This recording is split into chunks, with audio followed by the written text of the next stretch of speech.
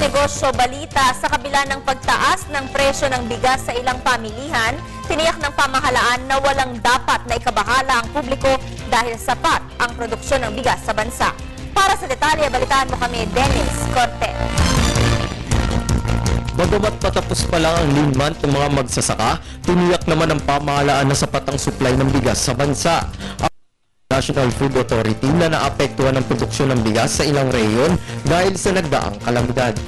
Yung ating po mga production areas dito sa Region 2, Region 1 at Region 3 ay nahihirapan din sila at ngayon lang po sila nag-normalize na pag-deliver dito sa Metro Manila. Sa kabila nito, ginit ng NFA na walang dapat ikabahala ang publiko dahil patuloy ang programa ng pamahalaan para gawing stable ang presyuhan sa pamilihan. Kung may mga spekulasyon man, huwag nating idama yung ating mga kababayan dahil nagpapanik yung mga kababayan natin na hindi naman totoo yung mga impormasyon.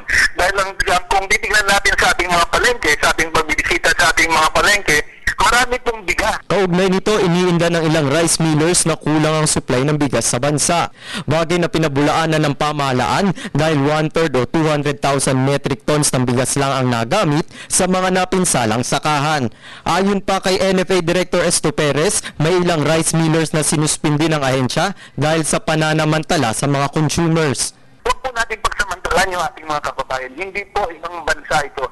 Hindi po sila nakatira sa ibang bansa. Mga Pilipino rin po sila. Tayo po ay magtulungan. Na pakipagtulong ninyo sa amin sa National Food Authority para ma-normalize yung ating sitwasyon ngayon na kailangan ng ating bayan. Kaugnay nito, sa ilang pamilihan sa Metro Manila, sumipa ang presyo ng bigas ng 4 hanggang 5 piso kada kilo o 200 pesos kada sako. Sa ngayon naglalaro sa 1,740 pesos hanggang 1,950 pesos ang presyo ng isang sako depende sa klase ng bigas. Nakikipag-ugnayan naman na ang National Food Authority at Department of Agriculture sa Department of Trade and Industry upang matiyak ang tamang presyuhan sa mga pamilihan.